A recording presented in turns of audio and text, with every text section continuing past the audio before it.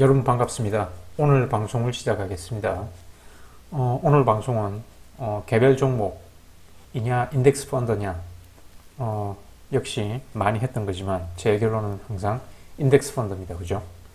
어떤 사람이 이 홍길동이라는 사람은 인덱스 펀드 투자하지 않는 이유가 이제 인덱스 펀드에는 예를 들어 S&P 500 종목 같은 경우에는 500개를 이제 시총 가중식으로 매수 보유를 하니까 평균 수익률을 깎아먹는 그런 뭐 실적이 없는 나쁜 주식도 있겠죠. 그래서 홍길동은 이렇게 평균 수익률 깎아먹는 펀드멘탈도 형편없고 이런 쓰레기 같은 주식이 포함되어 있으니까 자기는 인덱스 펀드, 인덱스 ETF 같은 거 투자 안 하고 개별 종목을 하겠다 이런 사람들이 있죠. 그리고 또 이 홍길동은 인덱스 펀드도 이 운용 보수 그리고 이 기타 보수 운용 보수는 이제 펀드에 공시되는 그런 보수인데 펀드 회전율에 따라서 펀드의 팩트셋에 잡히지 않는 이런 기타 보수가 있을 거 아닙니까, 그죠? 그래서 인덱스 펀드는 이런 보수를 지불해야 되니까 결국 이 자산이 침식당하니 그냥 자기는 이런 운용 보수 없는 개별 주식을 바이 앤 홀드로 영원히 장기 보유하겠다.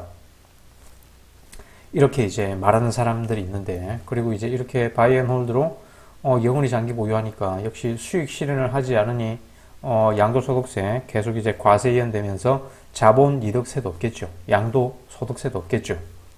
이렇게 이제 다짐은 하지만 이제 돈 필요해서 팔았다가는 양도세 폭탄 맞습니다. 그죠? 선입 선출 방식이니까 과거에 싸게 샀던 주식이 먼저 팔리거든요. 그럼 어쨌든지 간에 양도세 폭탄을 맞습니다. 뭐 이 평생 보유하고 싶지만 인생 살다 보면 이렇게 어쩔 수 없이 돈 필요한 그런 순간이 있거든요.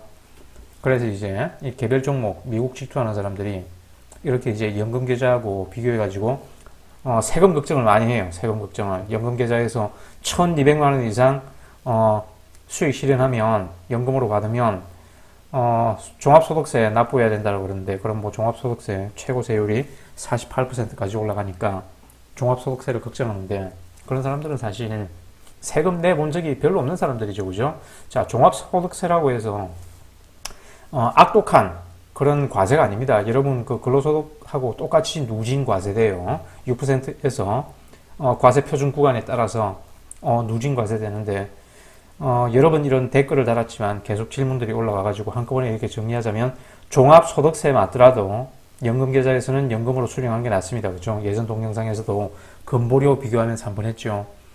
연금으로 받으면 공제가 많거든요. 공제. 일단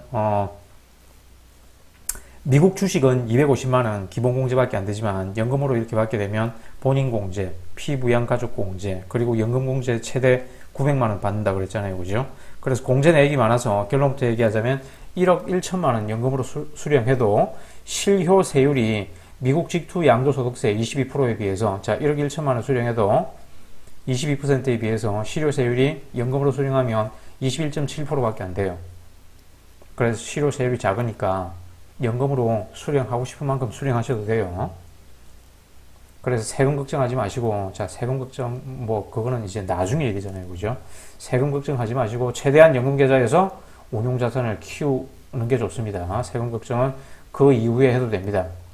자, 미국 직투 이렇게 일반 계좌에서 투자하는 사람들 대부분이 뭐 국내 주식도 마찬가지입니다. 2023년부터 이제 국내 주식도 양도소득세 도입되잖아요. 그죠? 자, 이 수익 실현하면 세금 걱정을 하지만 정작 세금 내고 싶어도 못 내는 사람들이 많을 겁니다. 자, 일반 계좌에서 미국 직투 하게 되면 세금 걱정을 하지만 세금 못 내는 사람들이 많다. 수익이 나야 세금을 낼 거 아닙니까? 그죠? 그래서 2020년 같은 이런 대호황장에서도 미국 직투 투자자 310만 명이 돼요. 이게 불과 한 2, 3년 사이에 몇백 배 증가했습니다. 한 2018년 정도까지만 해도 국내 미국 주식 투자자가 약 10만 명 정도 된 걸로 알고 있는데, 그 이후에 이제 정권사에서 수수료 낮춰주고 환율 수수료 낮춰주고 경쟁적으로 고객 유치를 하다 보니까 이제 310만 명이 됐어요. 2, 3년 만에.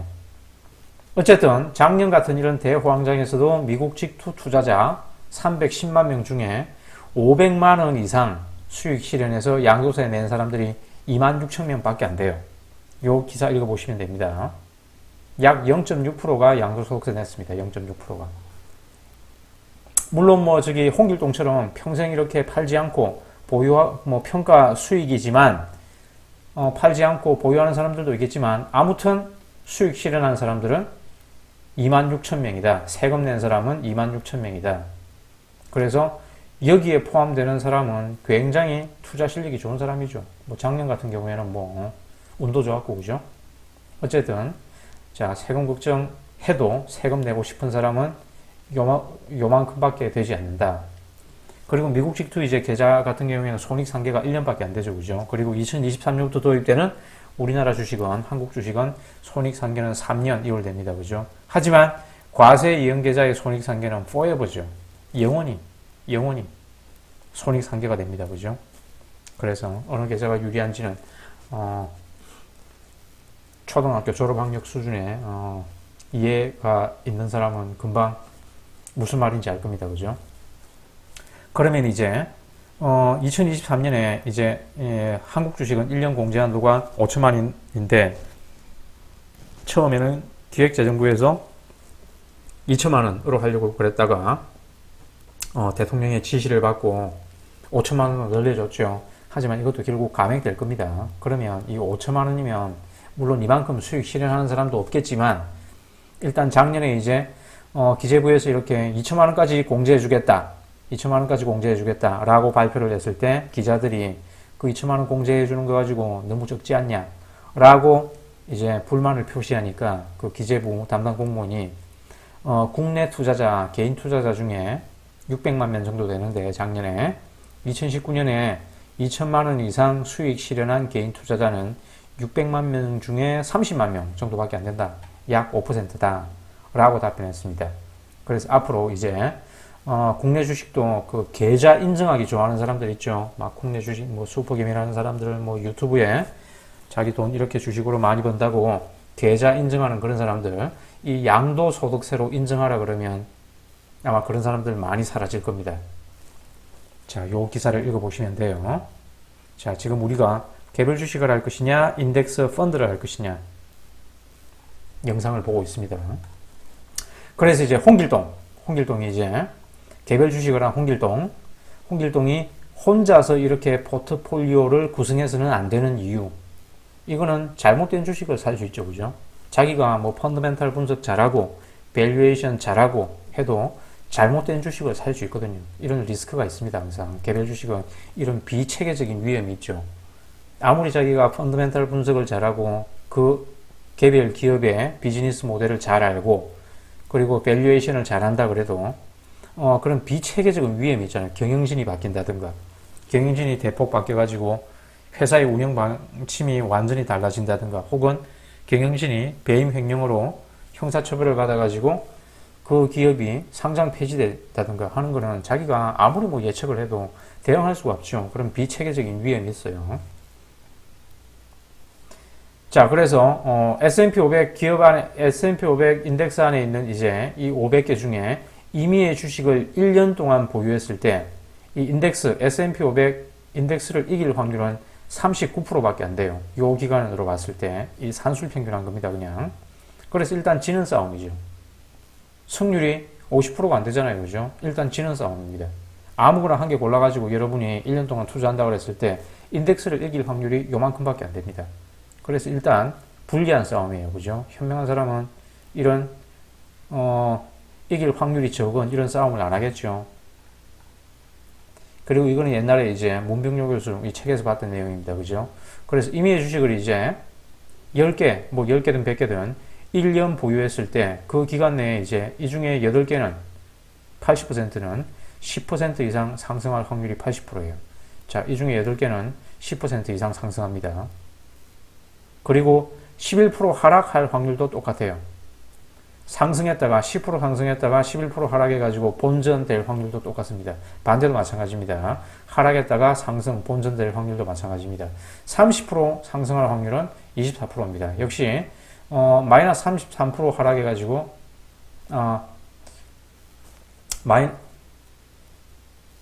마이너스 이게 본전이 되려면 아마 이게 한 44%가 돼야 될 거예요.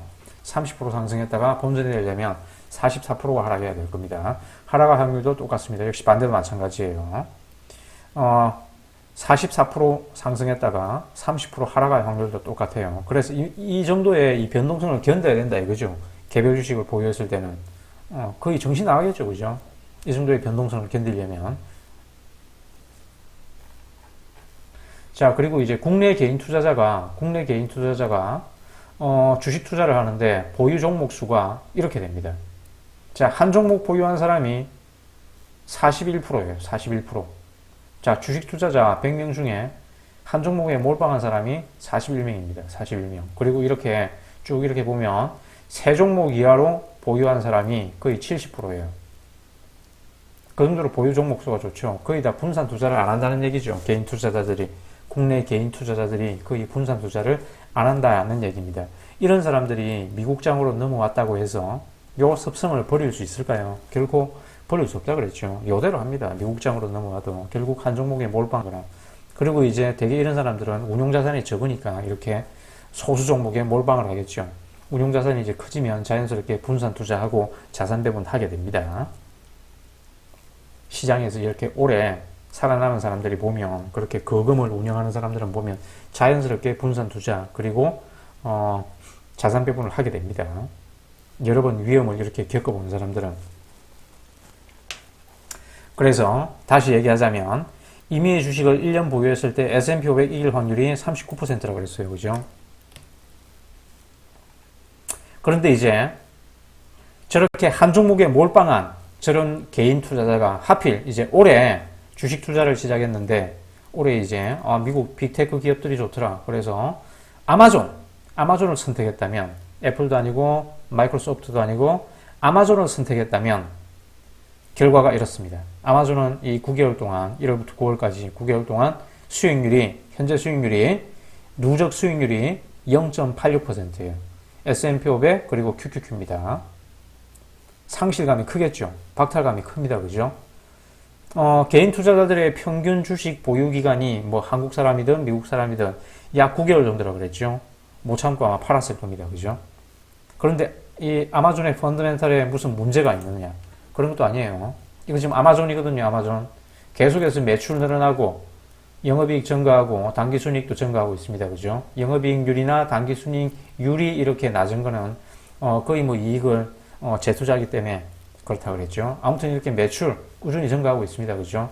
그래서 펀더멘탈에는 전혀 문제 없어요.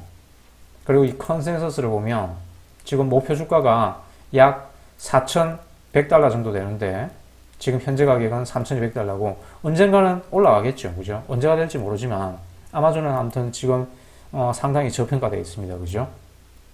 앞으로 27% 정도의 상승 여력이 남아 있어요. 자, 참고만 하시고 언제가 될지는 모르지만 이 다이버전스를 맞춰갈 겁니다. 그죠? 그리고 레버리지 좋아하는 사람들이 많이 하는 이 QLD입니다. QLD, QQQ 두 배짜리. QLD와 아마존을 비교해 봤을 때, 자, 올해 역시 1월부터 9월까지입니다. QLD 두 배짜리는 수익률이 26%지만 아마존은 0.86%예요. 그리고 이 표준 편차를 보면 표준 편차도 별로 차이 안 나요. 그죠? 변동성이 별로 차이가 안 납니다. 물론 이 장기적으로 보면 아마존이 변동성도 낮고 수익률도 훨씬 높습니다. 이 두 배짜리보다. 하지만 올해 하필 아마존을 투자한 사람은 이 상실감을 견디기가 굉장히 힘들 거예요. 요 한 종목에 몰빵한 사람은. 그래서 짜증나서 팔았을 수도 있겠죠. 아마존을 욕하면서 횡마존, 개마존이라고 욕하면서 팔았을 수도 있을 것입니다. 그래서 이렇게 개별 종목에 몰빵하거나 소수 종목에 이렇게 분산 투자하지 않고 소수 종목에 몰빵하는 이런 포트폴리오의 30년 후 재산 변화를 이렇게 살펴보면 이 윌리엄 번스타인이라고 자산 배분 투자의 거두 있죠. 거두 윌리엄 번스타인 이 책에서 나오는 내용입니다.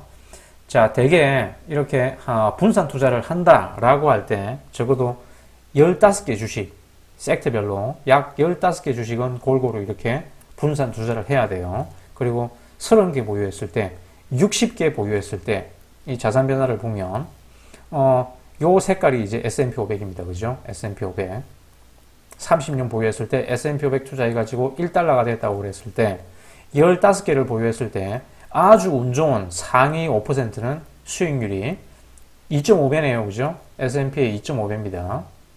그리고 상위 25%도 약 1.5배 정도 돼요. 그죠? 하지만 재수 없는 하위 25% 그리고 하위 5%는 S&P 500 수익률에 현저히 못 미칩니다. 그죠? 요거 같은 경우는 거의 뭐 3분의 1 토막이네요. 그리고 이렇게 종목 가지수를 늘리면 늘릴수록 약간 변동성이 낮아지고 있죠. 그죠? 하지만 여러분이 이렇게 소수 종목에 몰빵해가지고 장기 투자를 했을 때 여러분의 수익률이 S&P 500 좌측에 위치할 확률이 높을까요? 우측에 위치할 확률이 높을까요? 당연히 장기간이 될수록 우측에 위치할 확률이 높겠죠. 아까 1년 보유였을 때 S&P 500 이길 확률이 39%라고 그랬잖아요. 그죠? 이게 장기적으로 이렇게 가면 그 확률은 점점 낮아집니다. 그죠? 그래서 소수의 종목에 집중할수록 수익률은 커지겠지만 운이 나쁠 경우 부진할 수익률을 올릴 가능성도 커지겠죠. 그래서 일단 과거의 통계는 운이 좋을 확률과 자 S&P 500의 좌측에 위치할 확률과 운이 나쁠 확률, 우측에 위치할 확률이 운이 나쁠 확률이 더 크다는 것입니다. 자 1년 투자했을 때 벌써 지는 게임이잖아요. 그죠? S&P 500을 이길 확률은 39%, 질 확률은 67%입니다. 그죠? 이게 횟수를 거듭하면 점점 이 확률이 이길 확률이 점점 줄어들겠죠. 그래서 21년 연속 이제 포트폴리오를 저렇게 개별 종목으로 액티블리하게 운영했을 때 S&P 500을 이길 확률은 3,100만 분의 1이라 그랬어요. 3,100만 분의 1. 연속으로 이길 확률. 하지만 어떤 때는 이기고 어떤 때는 지고 그렇게 이제 평균적으로 30년 동안 개별 주식으로 시장 인덱스를 이기려면 여러분들의 그 투자 실력이 이런 사람들 급은 돼야 되겠죠. 자, 피터 린치 같은 경우에는 13년밖에 마젤란 펀드를 운용하지 않았어요. 하지만 그 13년은 이제 일반 투자자가 마젤란 펀드에 이제 들어오기 시작한 81년부터고 70년부터는 이제 피터 린치가 그 피델리티에서 그 피델리티 창업 일가 존슨 일가의 그 개인 재산들을 운영했거든요. 마젤란 펀드에서. 그래서 일반인들이 이제 그 마젤란 펀드에 들어온 거는 81년부터인데 그 81년부터 약 93년까지 13년 동안 거의 29% 수익률을 올렸습니다. 그죠? S&P 500을 한 7% 정도, 7%포인트 아웃퍼폼 했습니다. 그런데 이제 피터 린치는 마젤란 펀드의 아주 수석 펀드 매니저였어요. 그죠? 그 피델리티에서 거의 피터 린치에게 수십 명의 애널리스트를 붙여주고 아무튼 그 회사에서 중점적으로 키운 펀드 매니저였습니다.